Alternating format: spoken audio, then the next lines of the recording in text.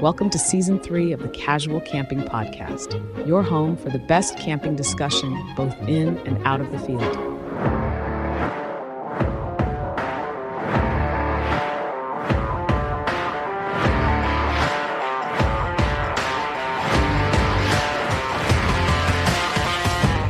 Here are your hosts, Tim and Aid.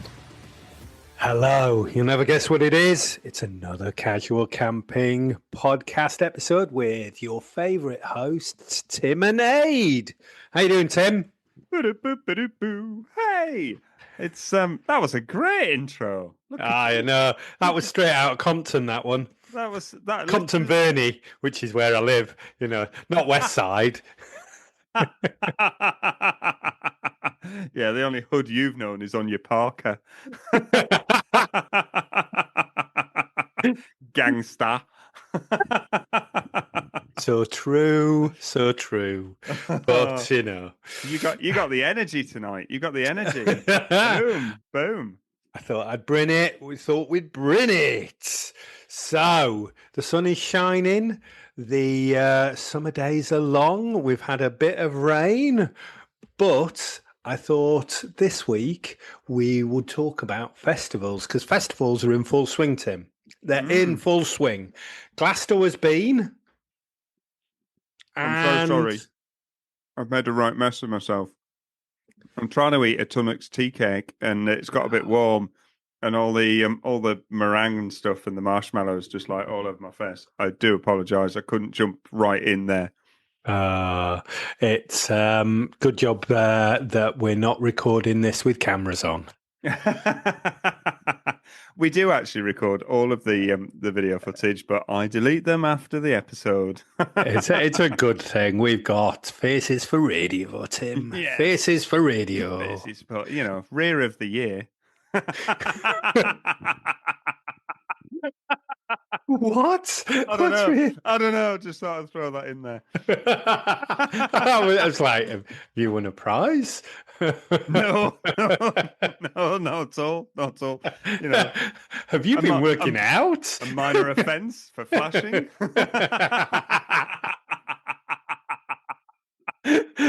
Where are you not allowed 300 yards in proximity to? Now on a register. It's a cash register. Yay! Ka-ching! Ka-ching! If you want a photo of Tim's ass, ka-ching! Nobody wants to pay for a photo of Tim's ass. No, you'll be paying them. So sorry, I massively interrupted you. Festivals, absolutely, couldn't be more topical. Glastonbury, the festival of festivals over here in the UK has taken place, and that kind of opens the floodgates for every other festival, doesn't it, throughout the summer? Yeah, I don't think it's quite the earliest. I think the Isle of Wight Festival might pip them by a week or so, and it was slightly later this year. It's televised here in the UK on the BBC, and I've been, you never have. And I think there's a bone of contention between going, not going, what people like, what people don't like about festivals. And I thought, while we have done festivals previously about what you take, what you need, what you do, maybe actually some of the conversations are about getting those that you want to go camping with off to a festival. I will stand here firmly in my position of you couldn't pay me enough money to go to a camping a festival and camp there. I've done some, well, I say a music festival. So I've done like a VW camping festival weekend, which is really really good fun. But you've done the bushcraft show, yeah. Absolutely. And they tend to be sort of like-minded people who, I don't know, kind of have a bit more respect for everybody else and all the stuff around them. Whereas my impression of going to a music festival is you just have this kind of massive medley of people from all sorts of weird and wonderful backgrounds who all come together, who don't necessarily know, like, respect the same things. and it just creates, what's seen on TV as just complete chaos. And I think I don't think I'd come out of it alive. Well, so yeah, I guess that's where we agree to disagree. Although, having been to Glastonbury a couple of times and on some pretty harsh weekends where there was a foot of rain one Friday night, and it all collects where the food stalls are. Nice. And so everybody's kind of like, well, you can't have, 200,000 people walking around without that just becoming a quagmire of mud and everything else. God. So you're not selling it to me. Yeah, no, You're I not know. selling it to me. It sounds just horrendous. Yeah. So why, given that, then tell me why you still think it's a great, having experienced it that way, why do you think a festival is still worth it? Because you are first and foremost, you're camping. And these days, the festivals of, I think when I went, we're talking literally 22 years ago and 20 years ago. Okay. So, I was a lot younger then. I certainly was no spring chicken, by the way, but, was into my 30s and really, really just enjoyed it. And I guess I would put up with more things back then than I would now. We slept on a side of a hill because that was the only place that was still available. Mm-hmm. But as I've said before, camping, wherever it is, you've got to be there to experience things and sometimes putting yourself in that environment. So my partner doesn't particularly like camping, but does like being outside, does like early morning sunrises and things like that, the bird call, the beautiful sunsets sat around a campfire.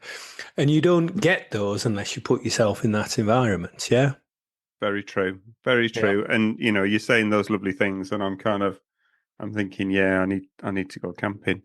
It's, that does sound lovely.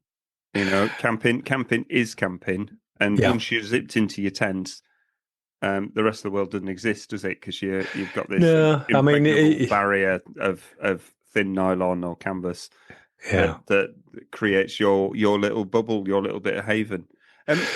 When you're there, can you like corner off a bit of outdoor space, like if you take an awning or a windbreak or something? Or are you not allowed to do that? Well, many people try, but when it starts to get full, other people just get, you've seen the pictures of Glastonbury. Yeah. It's really jam-packed together. So I guess for those people that might be a little bit concerned about that, so you've got to weigh up the facts. Do you want a 20-minute to half-hour walk in? You can have a bit of space. You can have a bit of space around you, and you just have to walk in. You can camp outside. I could see the pyramid stage from where I was camped, and I pitched my tent and then got to the highest bit of that field, and another guy was there. And he was just in awe of it as I was. And he went, "This is great, isn't it, mate?" And we just had kind of like a chat for sort of 10 minutes. And I think that's the bit that being there, you start to realise there's a lot of people that just go, "Gosh, we made it," And so you're kind of in the club.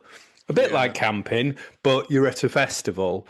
And there's a lot of things that come with festivals. But the festivals have got really sneaky about things like charging you for glamping if you want to. Mm-hmm. So one of the terrible things about going to Glastonbury for me 20 years ago was I had to make 2 trips from the car park. Oh, God. One for my tent and my gear and stuff. Was the second one for beer? The second one was for a crate of beer. You know me so well.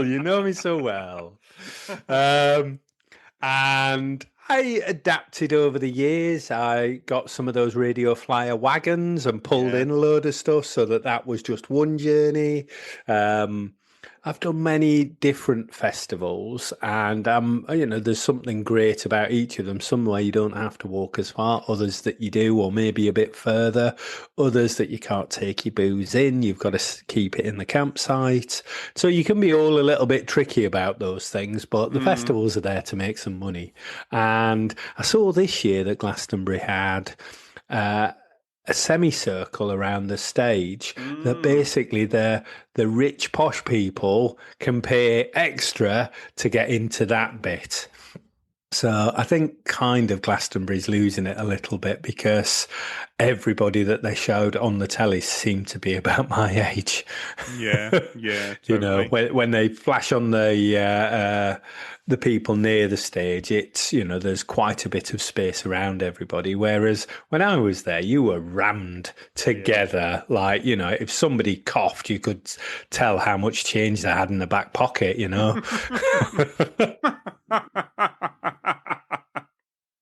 Ooh. Yeah. Again, not selling it. Sometimes it was good, sometimes it was bad. Ooh, 53 pence. Ooh, £2.38. Oh dear.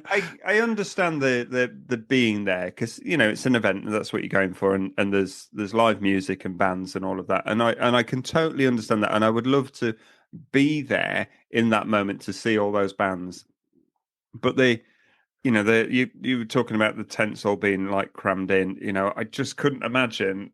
I'd have to take my lending tent because I wouldn't be bothered about that getting trashed. So my pop-up tent, but I'd then be like, how do you even find it? Because everybody's taken a pop-up tent. So in amongst all of that, how do you get back to where your tent is when there's like 100,000 or 200,000 other tents there? Well, back in the day, Tim, you just had to blooming remember. But, now, which sometimes people didn't make it back, you just, you're drinking a few beers, you're watching the thing, you want to see the sunrise or whatever, and then you just make those, who's got a flag up, which is the flag that, so you do coordinates to those things. So like you would on a map, like your map reading, you'd also go, right, I'm 3 down from the blue tent with the skull and crossbones flag. So you can find that across the thing and you just go back that way. In my advanced years that I am now, I'd probably walk in a little bit more because, like you say, I don't want to be camped on a slope in the side of the thing, generally with all the kids, and there's always somebody screaming. I think the year that I went, there was somebody like, Alan? And then the whole place would erupt with, Alan! Alan! God. And they'd be like calling across the thing, and that'd go on all night. Oh my God. Oh my God. So maybe some ear defenders would be a good thing. That's probably a good shout, to be honest. Some earplugs and an eye mask to let you have a bit of a lie in on a morning. But that was going to be my next point. Are not festivals actually just for like young people to get off the face and get away from their parents and have a wild weekend of freedom and is there really no? God, you're selling it to me, Tim. I know. Yes, of course it is. Oh, them were the days. My friend. But at this point in our lives, does it not really like tell you that it's not for us anymore? It's are they not just staring at us, going, Tim, why are you even here? I'm fighting the good fight. I'm there. I'm doing it. I'm pretending. I'm the one that people look at and go, look at that old fella there. I remember being in the nightclubs and there being like some old fellas dancing, and it's just like, and you'd be like, what the hell are those old fellas doing? I'm never going to be them. They just need to go off down the pub. I mean, the thing is, so what I learned from those old fellas where they were a bit pervy staring at the young lasses, so never stare at the young lasses. Keep your eyes at head height. Yeah, Always. creepy old men. Creepy old men. Creepy old men. Try not to be, but I think some people will just find you creepy anyway. Certainly, they do me. Anyway, that's another episode. Yeah, that's another story altogether. Uncle Eddie and Uncle Glenn. That's a story for round the campfire, listeners. That is funny. God. Got you in a club though, didn't it? It got me in a club, And you know what? You might not think of it to look at me, but when the sun hits at a certain angle and stuff, I can be quite wild. And the sun hits from behind an eclipse.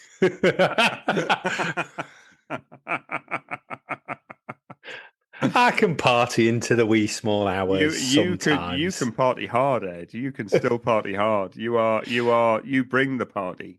I think that's what I love about festivals, because it gives you that opportunity. I think our festivals for people that clear off to bed at 9 o'clock. No, they're probably not. No, you can clear off. You can go. There is the family fields, and I think that's the thing. If you're heading out to a festival, or you're thinking about doing a festival before the season's over, check what kind of camping they've got.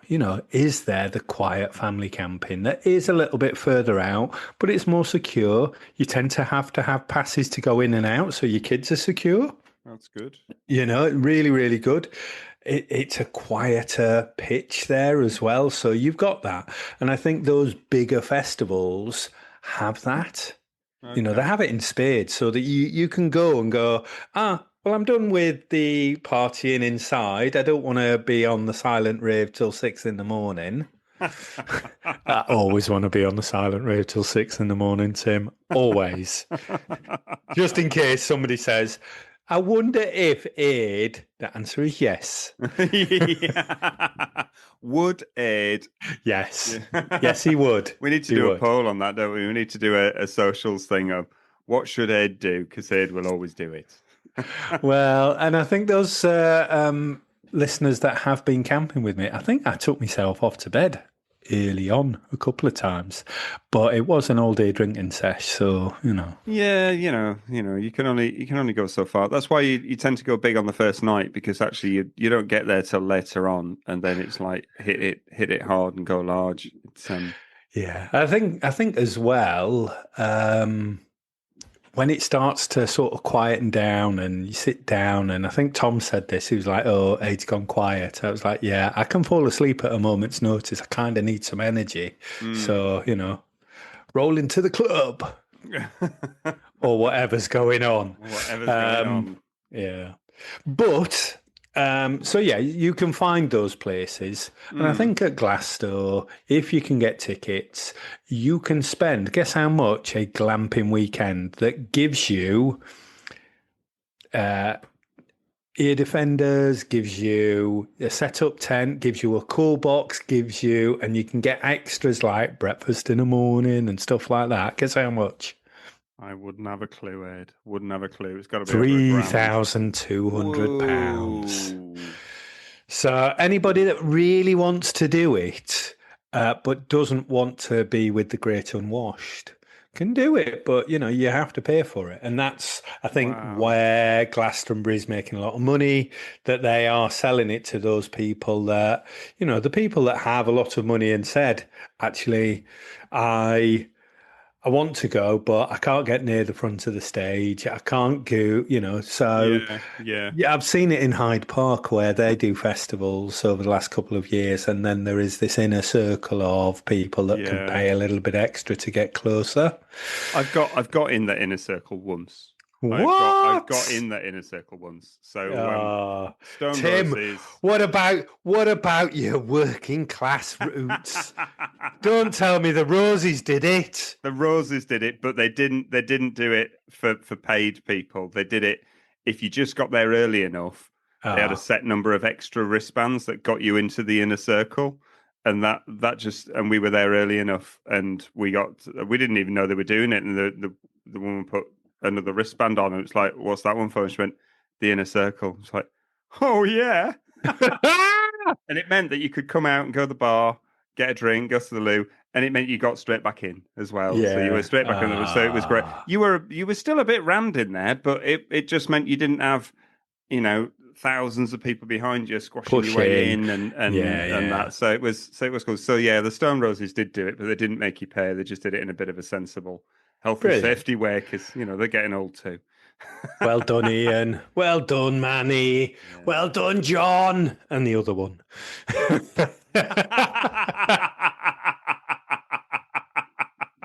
Oh, they're not listening.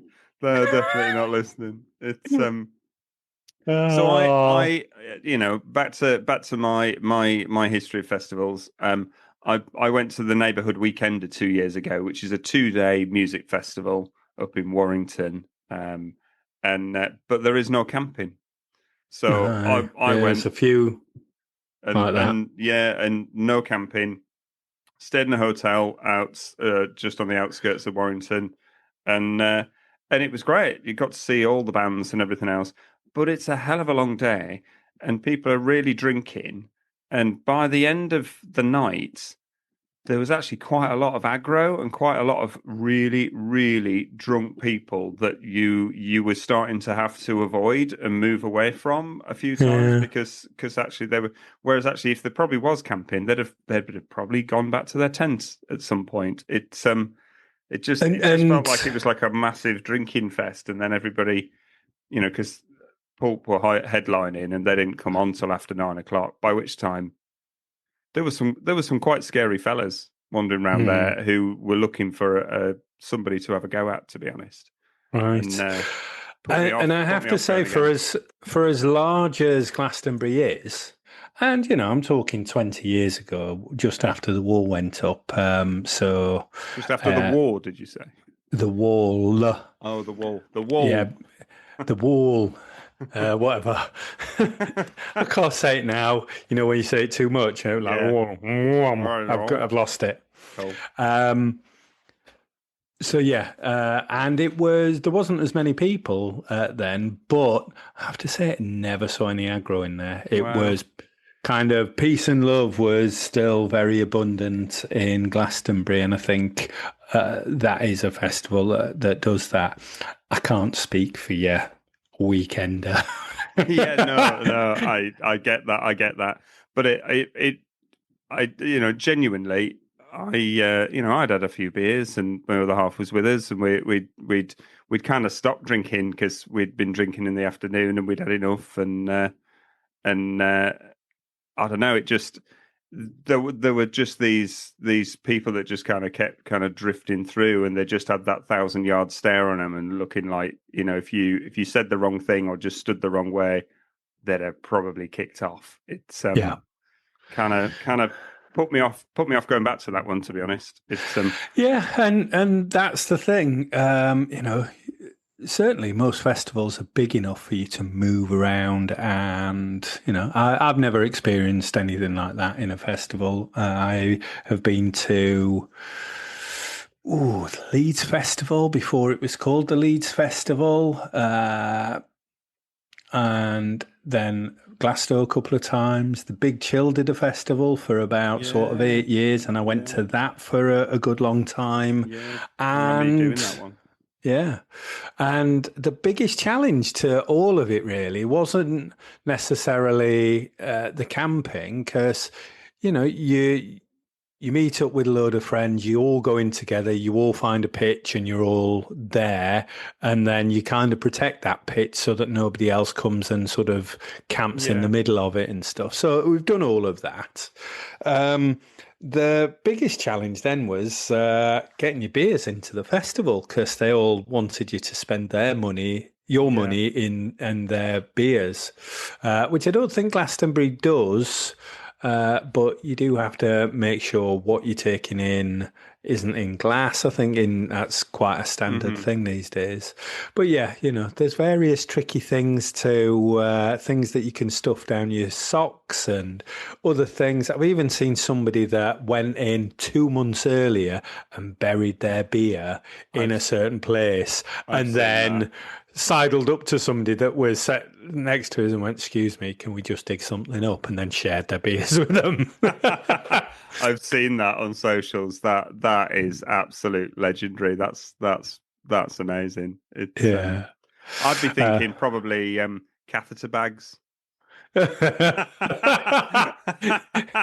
Nobody's patting you down for a catheter bag, are they? It's like, it's my catheter, mate. 2 liters. Yeah, I've had a big wee. I've had 2 big wees, to be honest. I got 4 liters of beer in those. Oh God.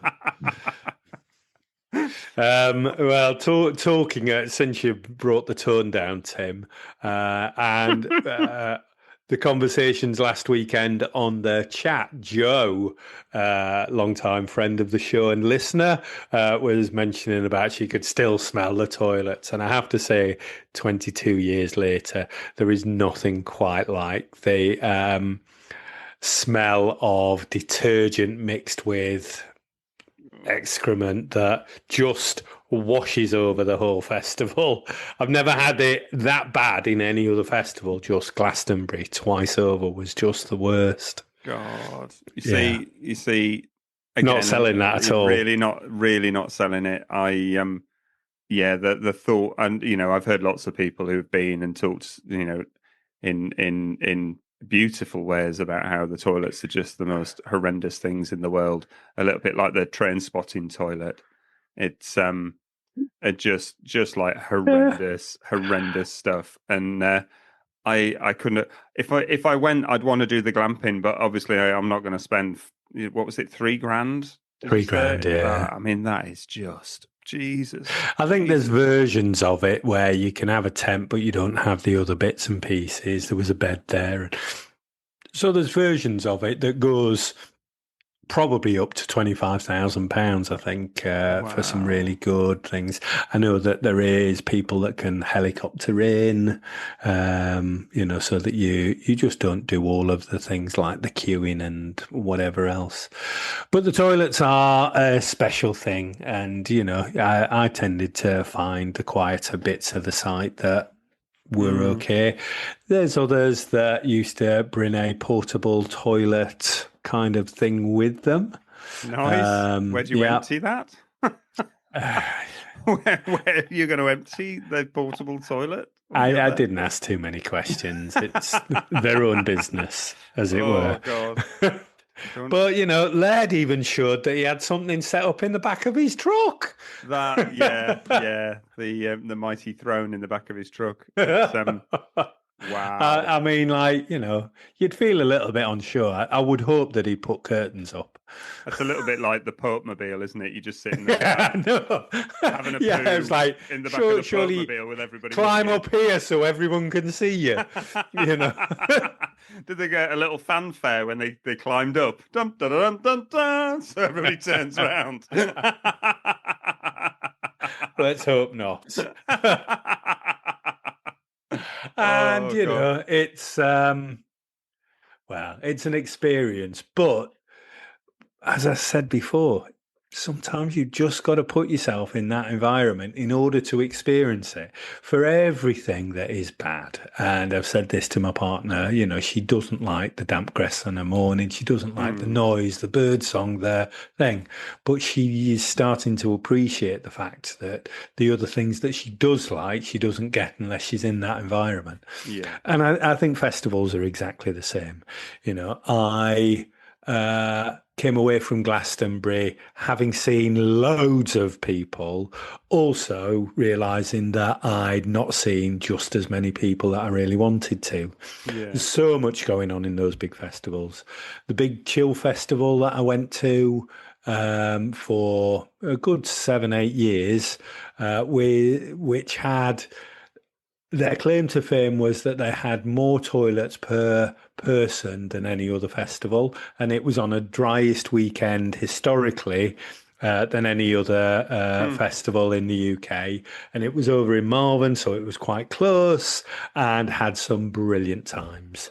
And yet that one was less for me about the music and the bands.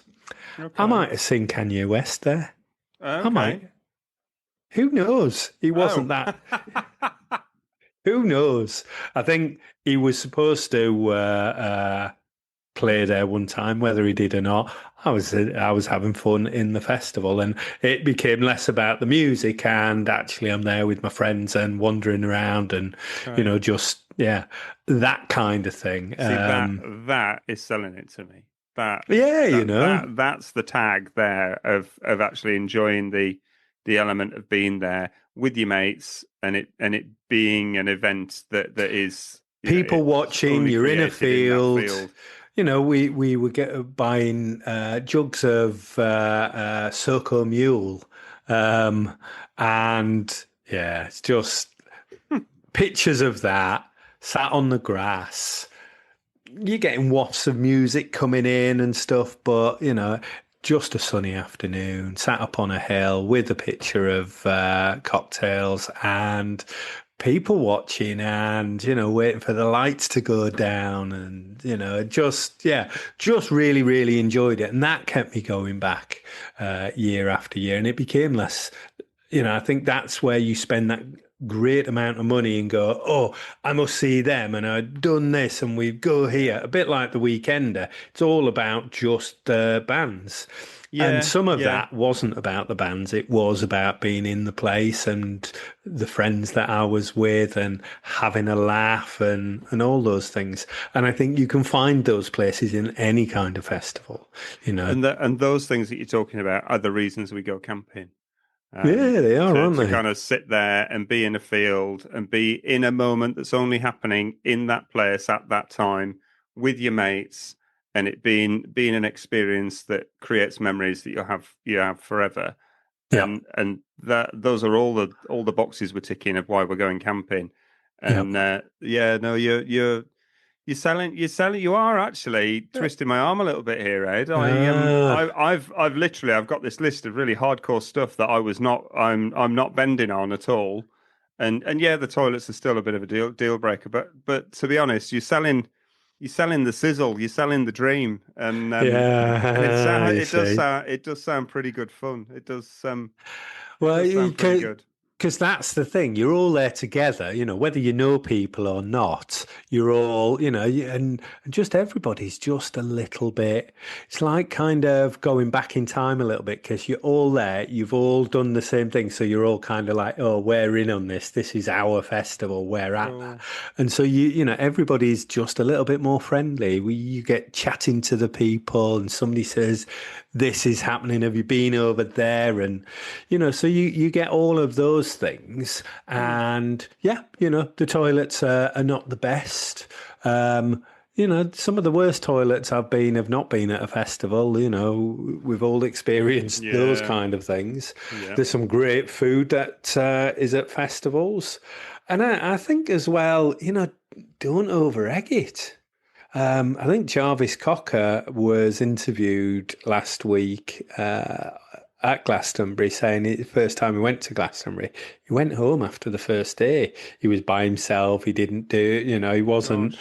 And I think, that's the thing. If you're not enjoying it, go home. You can do. There's no rules. Nobody's going to tell you off. But if you're there with friends, your friends will probably tell you off and go, come on, stay. But then you'd be less likely to go home. It's a funny environment. I've been at one festival where I didn't know anybody. Yep. Aid, Billy No Mates. You went solo. Well, it was, I was working on a stall, and the volunteers that I were working with, it was festival on the Isle of Wight, and all the volunteers went home. And I was at a festival by myself.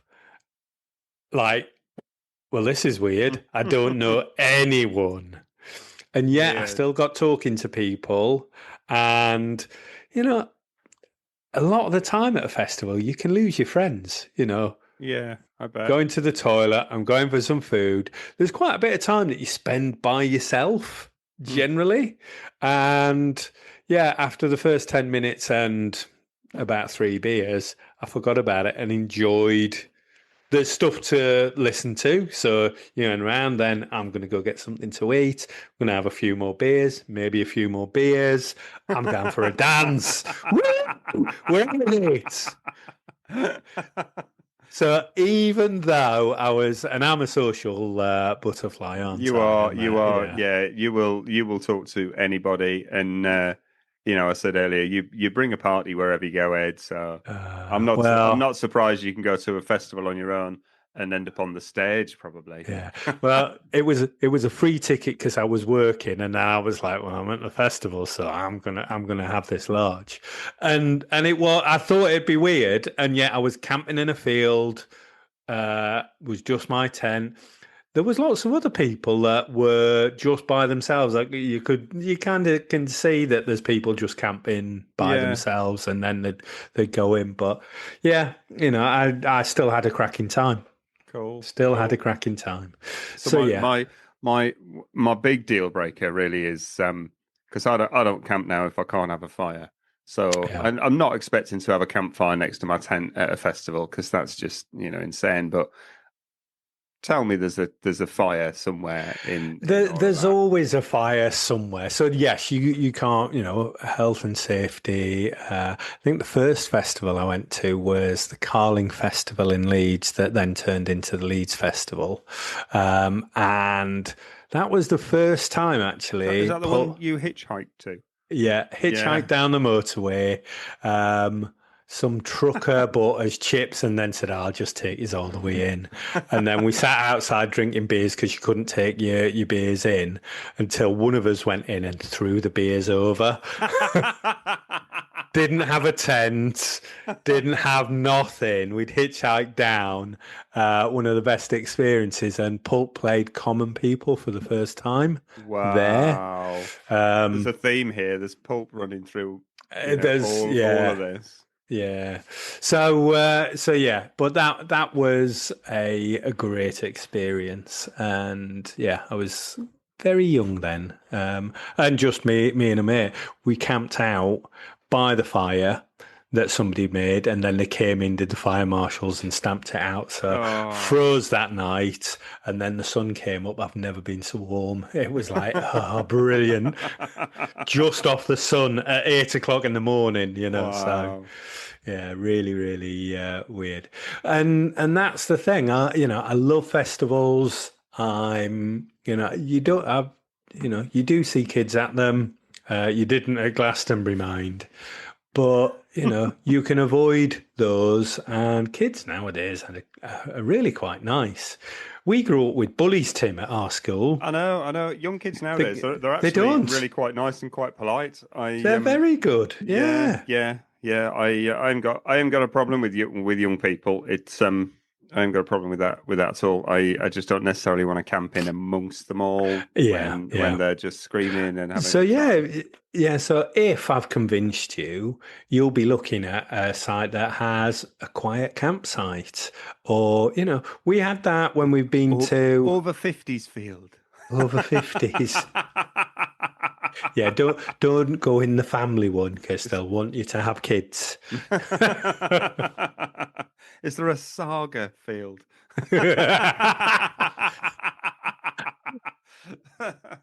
Let's hope not. Life assurance for the over 50s. We'll even give you a pen. Get your walking sticks here. I mean, there's any kind of festival about, but yeah, music festivals specifically. But then when I stopped, like I say, I went to Glastonbury, and I always remember Kasabian were on at the same time as New Order, and I wanted to see them both. Who did you pick? I saw Half and Half. Oh, okay. Yeah, I saw Kasabian to start and New Order to finish. Cool. Yeah. Cool. But yeah, once I stopped worrying about who I was seeing and I'm somebody that goes with the flow an awful lot. And then, I'll see bands, but I won't necessarily make a beeline for them. And I think I found that, for me personally, a very good way to, I'm in the environment, I can hear music going on. And unless there's somebody, like at the Big Chill, Leonard Cohen played there. Really pleased I saw Leonard Cohen. Wow, that's really cool. I think that's the thing, really, isn't it? You're very much you're more chilled out than I am. You very much go with the flow and see what experience is happening at that moment, and then just kind of roll with it and see where it takes you. Whereas I've spent most of my life trying to be like that, but I need things planned down. I absolutely need to know, well, what am I doing at 2:00 and what am I doing at 3:00? Okay, so that person's going to be playing then. So what's the route to get through from there to there, and how do we do that? And we need a toilet first, and suddenly it's like this ridiculous itinerary that I've got pointed down and laminated 3 times. And I think I was a little bit like that, and then I was like, I didn't want to see him that much, Should we just go to the bar? I'm sure we could hear him from here, It's broadcast on telly. We'll just get him an iPlayer on the phone. Which is why everybody wears those ridiculous flags. It was like, look, there I am. Can you see the end of that flag? That's me. Cool. I think anyway. I was like, Jesus. I have got one of those flags. I've got like a 6-meter flagpole that I've it's for the podcast flag, but I've never put it up. It's all right. Maybe it's telling me at some point I should go to a festival. You have twisted my arm, to be honest. Maybe thee and me should experience the festival casual camping style, and I'll wave at you from the glamping field with my fresh toilet paper. Well, I will be covered in it. Yeah. Whoop whoop! Oh God, yeah. No, you've gone a long way. Actually, you've really sold the experience, and it does sound pretty cool. And genuinely, maybe we should pick out a festival to go to, a music festival to go to. As you say, we've done like bushcraft stuff, and we've done VW stuff, but maybe we should pick out a music festival to go to and. Record live from the field, but don't listen to the music because we'll get it. It'll all get deleted. Good. Well, I think my work here is done. I think the only other bit of advice that I would really say is, if you've got those niggles that are putting you off going, figure out what they are and see if the festival alleviates those by offering something like a quieter camping field. You've got to walk in and walk out again. 20 years ago, I didn't want to walk in and walk out for half an hour at the end of the night with 100,000 other people doing the same thing. I thought the other day about all these just moving in unison with so many people that you can't kind of walk fast. So, it could take you quite a bit of time to get back. It doesn't shut down, doesn't Glastonbury? And I know we're talking about that, but there's loads of other festivals still on. They go right into September. So you can get out there and find the one. I would like to do, is it Coachella? That's really early in the year over in the States. Do you know the one that I would really like to do? I'd love to do Burning Man. Burning Man. I'd love to do Burning Man, where they set up a city in the deserts. You've got to kind of do it in an RV, really, because there's not a lot of people camping in that because it's too hot. You've got to have some aircon. But there's literally, they set up streets and roads and neighborhoods, and people take bikes and you cycle round. Aren't they all quite scantily clad? Don't think I've got the bod for it, Tim. Well, I think with all these things, there's probably like 3 people who are scantily clad, but they're all over the socials. Everyone else has got a big gut and is walking around with a flat cap. They've got the body. They've got the body. They're on the socials. There's like 100,000 other people there that aren't on socials at all because nobody's photographing them. But the great thing is, at the end of it, they just set fire to the lot, and it's like one of the biggest bonfires you're ever going to see. Yeah. And if we ever do get across the pond and get there, we got to go to Burning Man, because that is casual camping podcast, to the max. Whoop. So my friend Rich, who is the eternal bedwetter. I'm putting 2 and 2 together, I think. But he's been to Beni Kazim a couple of times. I think he's going this year, and he recommends that because you get great weather. Everybody, all the bands that play the other festivals, they do the circuit over the summer, so you get some really good bands. And I don't think he camps there. I think he actually goes back to an apartment at the end of the night. Oh. So that's also another way. And I did look into Iceland as a festival for the summer solstice, I think. So I think it's been this year. But yeah, the tickets for it weren't particularly that much a couple of years ago. And then flights were like about 100 quid. And I was like, yeah, that'd be a good one. You just walk in with what you've got kind of thing. And yeah. That's a pretty cool one. I think... Yeah, I don't know whether it's that far up, but yeah, whether or not you get any nighttime then. Oh yeah. Well, they'd certainly have a really, if they do have a night, it'd be an incredibly short night, being short one, that far up. Wow. So yeah, and there's loads around Europe. There's loads in America. But they are all starting to cater to the people that have got a little bit more money. So the kids will go rough and ready, but if you want a more comfortable festival and you want to see those things and you want to get closer to the action, you can pay for it. But yeah, for me, I'd be less. There'd be the key bands that you want to see and you'd wander over, but do you do you really sort of just chillax a little bit and just go with the flow? Cool. Speaking of chillaxing, should we jump to a minute mindfulness and chillax? Yes, chillax everyone. Welcome to the Casual Camping Minute Mindfulness. Let the sounds of nature take you back to the camping field.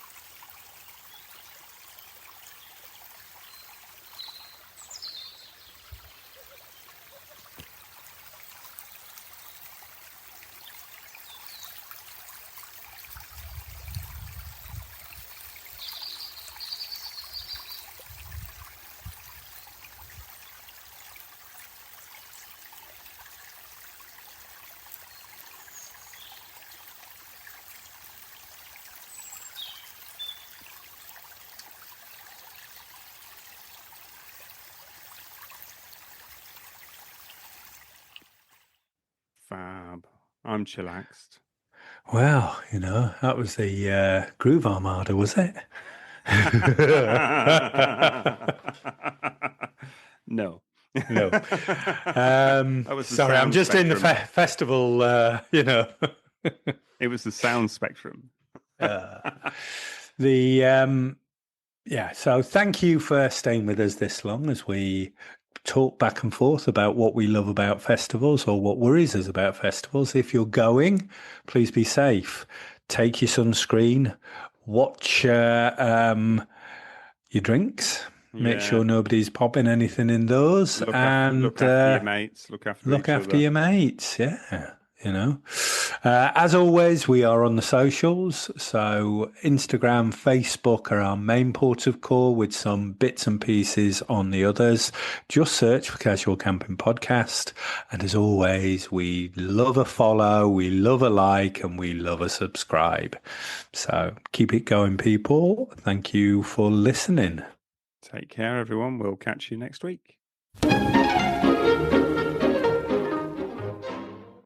Casual Camping Podcast accepts no liability and does not officially recommend any products or endorse any techniques discussed in an individual podcast episode or shown on Casual Camping Podcast social media accounts. Individuals should make their own informed decision and risk assessment of any products or advice prior to any purchase or use.